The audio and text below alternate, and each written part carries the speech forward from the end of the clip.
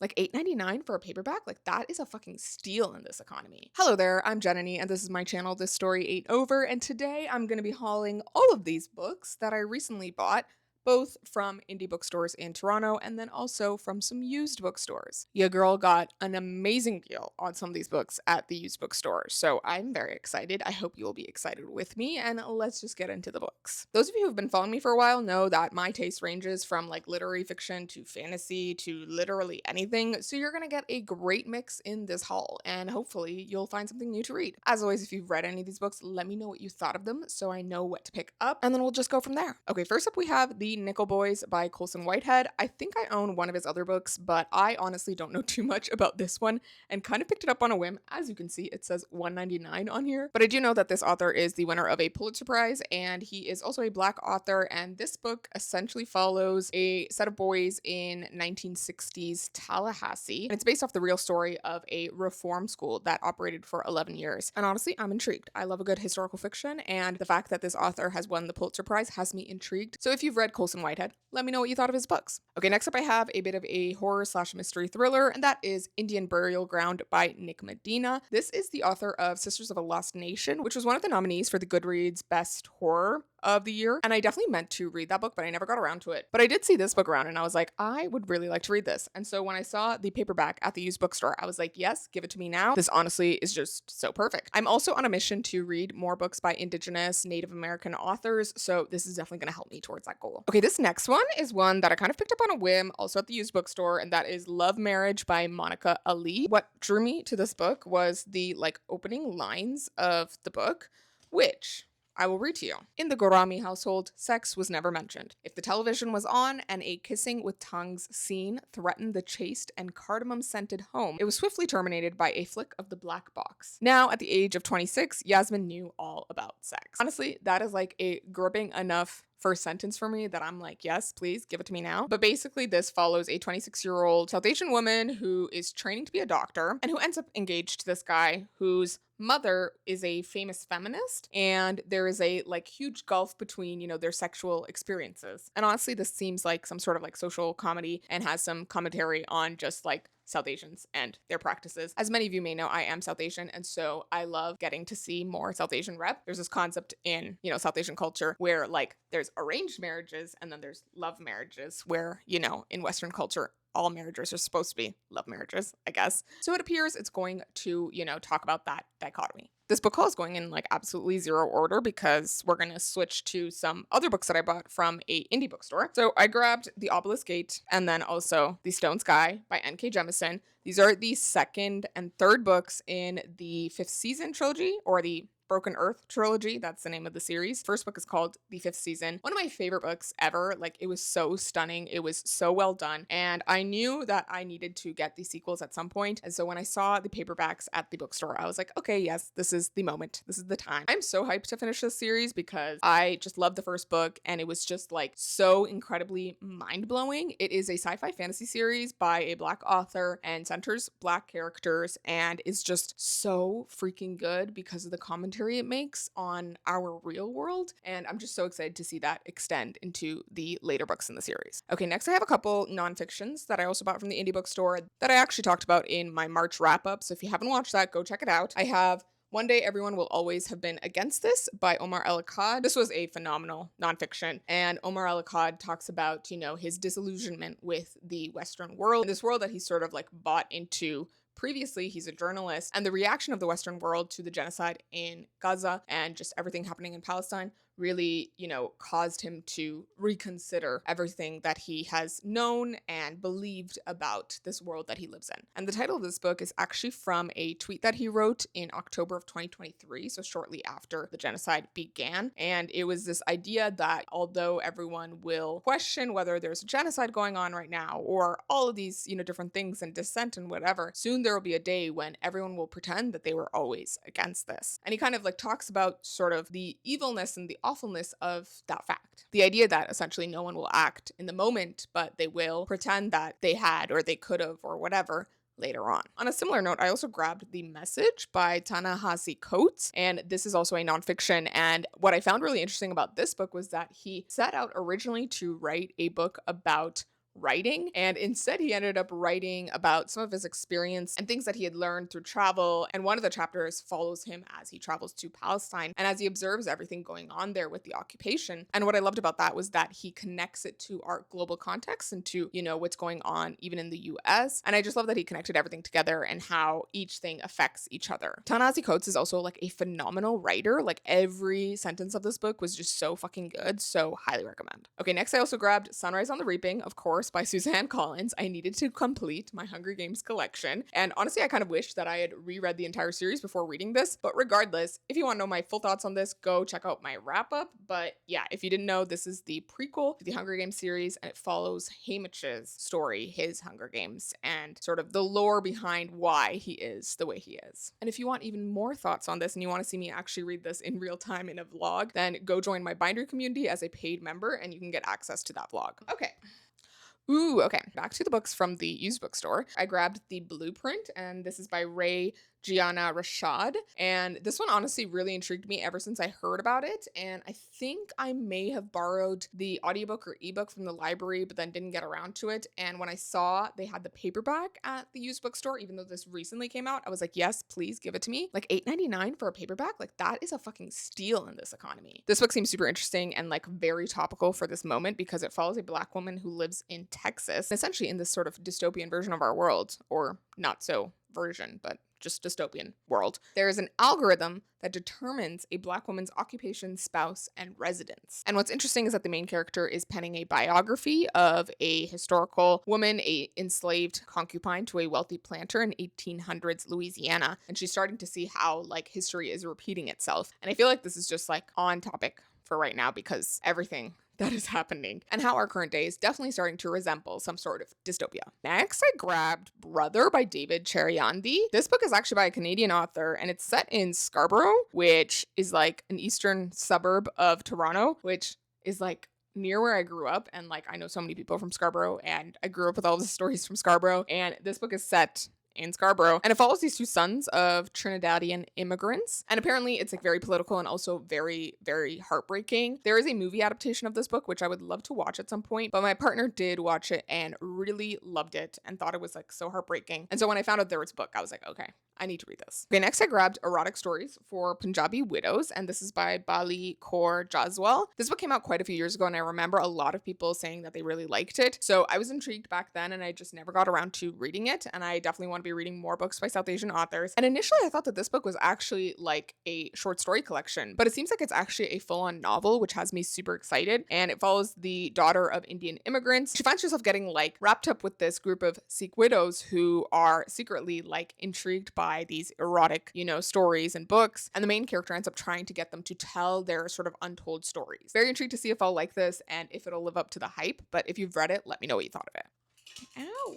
I have like the worst posture, so we're going to try to fix that a little bit. Okay, next up, we have a bunch of books that I got from the indie bookstore, one of my favorites in Toronto, which is Type Books. Next, I have Good Girl by Arya Aber. I feel like the title itself just had me intrigued. This is a literary fiction, as many of the books on this list. This is actually a debut novel, and it follows the daughter of Afghan refugees, and it's also actually set in Berlin, which I found to be really interesting. And I'm a bit intrigued by this one because it follows like a year of her life as she's sort of figuring things out. It follows the sort of artistic underground of Berlin, and it also follows her as she gets involved with this literary celebrity guy who sort of draws her into his orbit, and she finds herself unable to break out of that. And there's a lot of like racial tensions, and obviously this is like set in Germany, and there's an element of like racial tensions going on under the surface that I think is going to be really interesting to read about. So excited for this one. Feels like it's going to have like a really messy main character, which is something I love in books, so we'll see how it goes. Ooh, okay. Next we have Welcome to the Hyunamdong Bookshop by Hwang Boram. This is a translated fiction from Korean, and I actually read it last month and absolutely loved it so fucking much. Like, it's become one of my favorite books ever. And this is the hardcover edition, but there's also a paperback version with a slightly different cover. It's more like springtime feeling. And honestly, I can't decide which one I like more. But when I read the book, I did read it through the ebook. And so after I finished, I was like, I need a physical copy because I loved it so much. So yeah, if you haven't read this yet, go check it out. It's the most like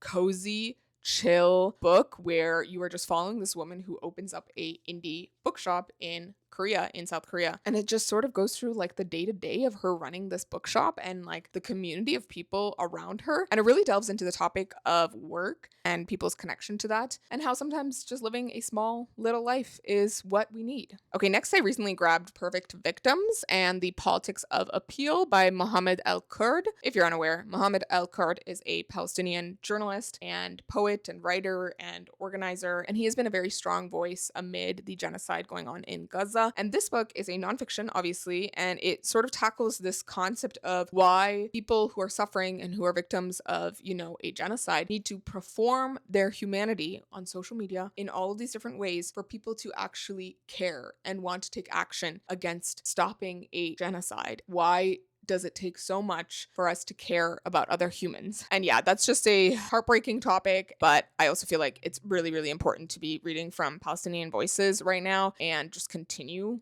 to do that. And yeah, I just think this is going to be like a stunning, really heartbreaking, but also very, very important read. So yeah, if you haven't checked it out yet, Perfect Victims and the Politics of Appeal. Okay, moving on to some books that were sent to me by the publishers, and I have a few arcs here first. So I have The Emperor of Gladness by Ocean Vuong. This book is coming out later this year, and when I saw that Penguin Press, the publisher, had some arcs, I was like, hey, hit a girl up, let me know. And they were kind enough to send this to me, so yay. Ocean Vuong is the author of On Earth We're Briefly Gorgeous, which is a really beautiful memoir / literary fiction. I really liked that one, and I really liked his writing, though I was curious to see whether I would maybe like a novel from him a little bit better. And this book is a novel, and the premise of it seems really cool and just like something that I would love. It basically follows this like 19-year-old boy who tries to commit suicide and, tries to jump off this bridge, but he is stopped by this elderly woman who sort of calls out to him, and the two of them end up striking up this unexpected friendship that sort of blooms out of this situation. And I'm like, I'm here for this. This is for the depression girlies, I feel like,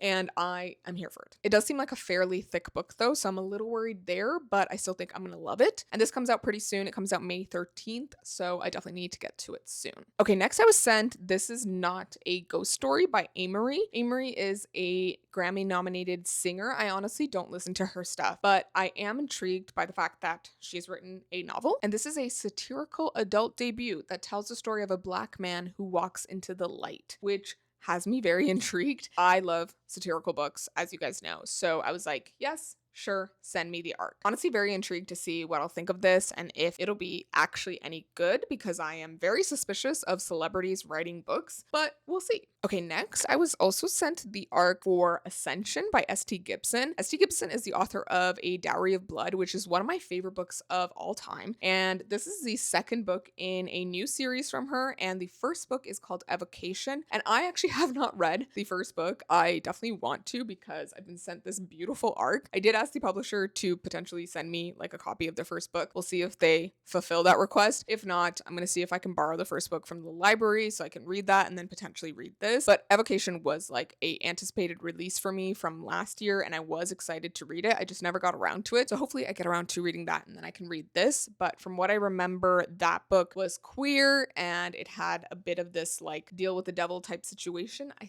think. And just based off the author's writing for A Dowry of Blood, I feel like there's no way I won't like this. So I'm very excited. Let me know if you've read Evocation or if you have gotten an arc of Ascension as well and what you think of them. Let me know. Okay, next, Orbit, the publisher, spoiled me so freaking hard with this gorgeous, gorgeous edition of That Time I Got Drunk and Saved a Demon by Kimberly Lemming. This book was a self-published like romantasy that was later picked up by the traditional publisher Orbit, and it's been on my list to read for ages, and I think I might even own like a paperback copy of this book. But when they contacted me and said that they were releasing this like special edition with this slipcase, I was like, yes, give it to me, like please send it to me now. So yeah, it's got this gorgeous slipcase, which is double-sided. I love that on the spine it says, I had only two things on my mind, cheese and how to get home. And then if I actually pull the book out, this is the gorgeous special edition. Look at her. And she's got like the blue edges. Beautiful. So nice. The inside is also quite cute, like the end papers. Oh my god, look at that. So cute. So yeah, very excited about this and excited to read from this special edition. Like I said, this is a romantasy, and it follows a main character who like accidentally saves a demon. Like I feel like it's all in the title, and ends up in this like interesting romantic situation. There are more books in this series, so I definitely want to get to those as well. And I've heard just amazing things about this author and about the series, so excited. Okay, next I have a book that was sent to me by I think Henry Holt, and that is Bad Nature by Ariel Courage. I honestly don't know too much about this one, but it's been compared to Otessa Mossveg books and Emma Cline, and it seems like it's a dark romp of a book, a road trip novel with a revenge plot, which seems interesting. Okay, I just read the description and it says, when Hester is diagnosed with terminal cancer on her 40th birthday, she knows immediately what she must do. Abandon all of her possessions, drive to California, and kill her estranged father. What a concept. What a vibe. I am intrigued. I am here for it. Would love to read this. I love the, revenge plot. I'm curious to see what I'll think of this, if it actually follows through on being, completely interesting, or if it kind of falls flat. But thank you to Henry Holt for sending this my way. Okay, next I have Martyr by Kaveh Akbar. This is a book that's been on my list to read for like ages, ever since it came out, and I've only heard amazing things. And I know it's like a mix of poetry and prose, and it follows the son of Iranian immigrants, I believe, and he finds himself sort of getting wrapped up in the story of martyrs and imagining his life in relation to that, I think. Honestly, I've heard that it's like all vibes, no plot, and kind of a meandering, weird book. And although I don't love plotless books all the time, I do love them in literary fiction, and especially when they're from BIPOC authors. So excited for this. This is also the book club pick for my bindery book club. So if you're part of my paid bindery community, then we have a little book club where we discuss books and we do live shows on Discord, and we are going to be reading Martyr for April. So if you want to join my bindery community down below. I am very excited to read this one, and yeah, I've only heard amazing things, so I feel like it's going to be a really good discussion. Okay, we're on to the last few books, and we're back to some of the books from the used bookstore. I was very lucky, and I found Goddess of the River by Vaishnavi Patel for only $9.99. This is a beautiful hardcover edition with like deckled edges. I love it. I have the arc of this, which was sent to me by the publisher. I really enjoyed this book. It came out, I think, last year or the year before, and I didn't have a finished copy, and I really wanted to like have it to put with my copy of Kaigeyu, which is the author's first book, which is probably one of my favorite books ever. And so when I saw it for only $9.99 hardcover, I was like, yes, please give it to me. Honestly, I should not be allowed in any place that sells books under $10. So yeah. Similarly, I have The Hurricane Wars by Thea Guanzon.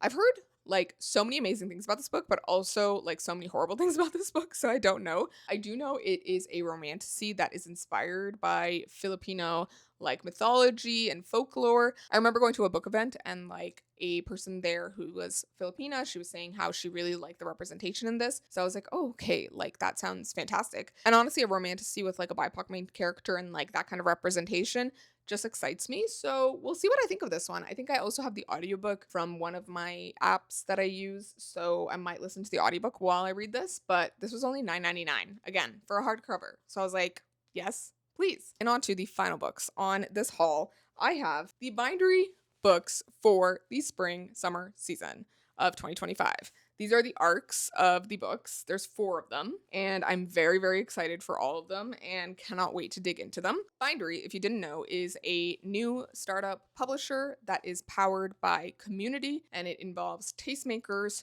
who have their own micro imprints and who get to publish like 1 to 2 books a year. And the publishing decisions are sort of powered by their community as well, and like, their own curated tastes. And I am one of those tastemakers. So the first book that I'm publishing with my imprint, Boundless Press, is coming out this fall, and that's Dust Settles North by Dina El-Janaidi, which is a beautiful, stunning literary fiction that follows 2 Egyptian American siblings who are dealing with the aftermath of their mother's death, with the grief of it, with their connection to their homeland, and so many other things. But that will be the 3rd season of bindery books. Spring summer this year will be the 2nd season, and the 1st season of books came out last fall, and that was just a really amazing set of books. And these ones I'm very excited for as well, because Black Salt Queen by Samantha Banzel, this will actually be the book club pick for my public book club, the Boundless Book Club, for June, and I'm very, very excited for that. So I'm going to be reading this ahead of that just to like get myself ready for the discussion. So really excited for this one. And then next I have The Unmapping by Denise S. Robbins. This one seems like a really interesting sort of like sci-fi dystopian situation. Essentially it's set in New York, where out of nowhere the city starts to rearrange itself and like buildings start to move and like shit like that. And it's this phenomenon called the unmapping, and the 2 main characters are trying to manage that and like, fix things basically. And honestly, it seems really cool and just such a unique concept. So I'm intrigued and can't wait to pick this one up. Next, I have Of Monsters and Mainframes by Barbara Truelove. This one is like a sci-fi with like spaceships, but then also like werewolves and monsters and like other things. And essentially our main character, Demeter, shuttles humans between Earth and like Alpha Centauri, and her passengers keep dying. And she's like a spaceship also. I forgot to mention that. And she has to unfortunately get help from like these different creatures and monsters to keep her passengers alive, but also fight off the ultimate evil, Dracula. This has been described as the queer love child of pulp horror and classic sci-fi. I am so excited to read this. It just seems like it's going to be so fun and funny and interesting and just overall a really good time. All right, and then the final book that I have is Crueler Mercies by Maren Chase. And this book is a fantasy and it follows a main character who is this like beloved princess. And essentially she is like in this awful situation where she witnesses the execution of her mother and then she's exiled from her kingdom. And 11 years later, we are meeting her as she has the option to marry this like general, which will give him the legitimacy to take the throne, or she can just die as a forgotten princess. There's also some alchemy magic in this apparently, and I've heard that it's just like a mind-blowing fantasy overall, so I'm very excited for this one as well. Cannot wait to read it. I feel like there's such great books on the bindery list for spring summer, so really hyped for those. And I will also be going to New York most likely for the launch of the books on June 3rd, so that's very exciting. And I'm also just hyped to like be back in New York and see my friends. So yes, those are all the books on this list. I hope you enjoyed this video and got some new book recs. I feel like I've just been unhinged when it comes to buying books that are less than $10, but oh well. But let me know if there are any books on this list that you'd like me to read ASAP, that you'd like me to do a vlog for anytime soon, and I will see you in my next video. So please remember that this story ain't over. Bye!